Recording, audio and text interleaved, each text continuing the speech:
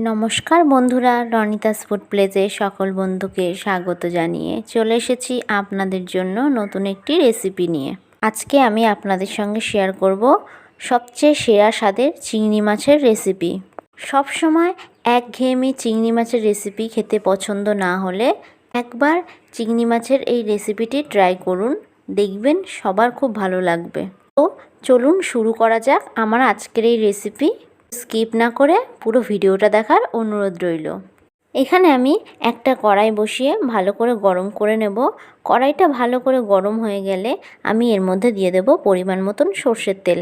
আমি এখানে রান্নাটা করতে সর্ষের তেলের ব্যবহার করেছি, আপনারা কিন্তু চাইলে রান্নাটি সাদা তেল দিয়েও করতে পারেন। এবার এর মধ্যে আমি দিয়ে দেব একটা বড় সাইজের কুচিয়ে রাখা পেঁয়াজ। পেঁয়াজটাকে আমি মিনিট দুয়েক ধরে খুব ভালো করে ভেজে নেব।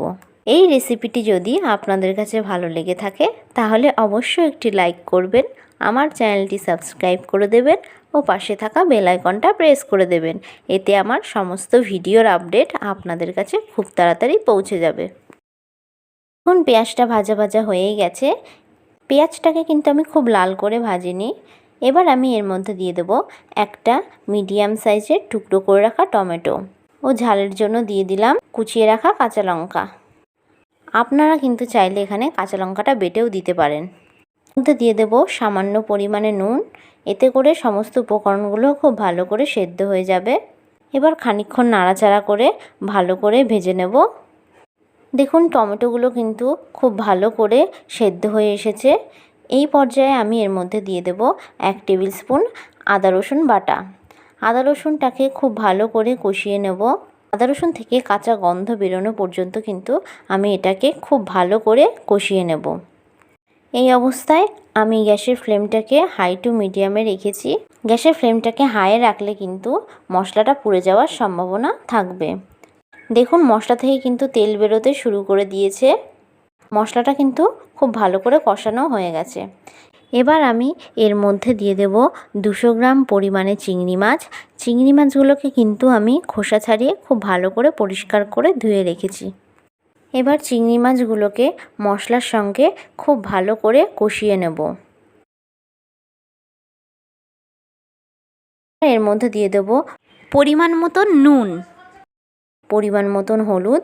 আমি আগে থেকে মাছের মধ্যে নুন হলুদ মাখিয়ে রাখিনি, সেই জন্য আমি এই পর্যায়ে নুন ও হলুদটা দিয়ে দিলাম। আপনারা কিন্তু চাইলে আগে থেকে মাছের মধ্যে নুন হলুদ মাখিয়ে রাখতে পারবেন। খুব ভালো করে মশলার সঙ্গে চিংড়ি মাছগুলোকে কষিয়ে নেব। আমি কিন্তু এই রান্নায় কোনো জলের ব্যবহার করব না, কারণ চিংড়ি মাছ থেকে কিন্তু জল বেরোয়। দেখুন মাছ থেকে কিন্তু অল্প অল্প পরিমাণে জল বেরোতে শুরু করে দিয়েছে। আমি কিন্তু এই রকমভাবেই কষিয়ে কষিয়ে রান্নাটা করে নেব। এই অবস্থায় আমি গ্যাসের ফ্লেমটাকে মিডিয়ামে রেখে রান্নাটা করে নিয়েছি।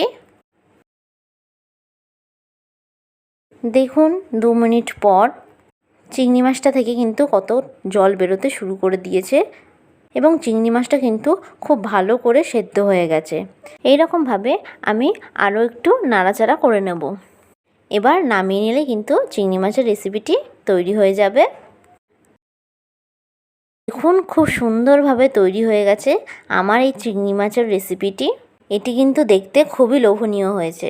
এটি কিন্তু খুব সহজেই তৈরি হয়ে যায়। আপনারা কিন্তু চটপট করে চিংড়ি মাছের রেসিপি তৈরি করতে হলে এই রেসিপিটি ট্রাই করবেন। আমার এই রেসিপিটি যদি আপনাদের কাছে ভালো লেগে থাকে তাহলে অবশ্যই একটি লাইক করবেন, আমার চ্যানেলটি সাবস্ক্রাইব করে দেবেন ও পাশে থাকা বেল আইকনটা প্রেস করে দেবেন। এতে আমার সমস্ত ভিডিওর আপডেট আপনাদের কাছে খুব তাড়াতাড়ি পৌঁছে যাবে।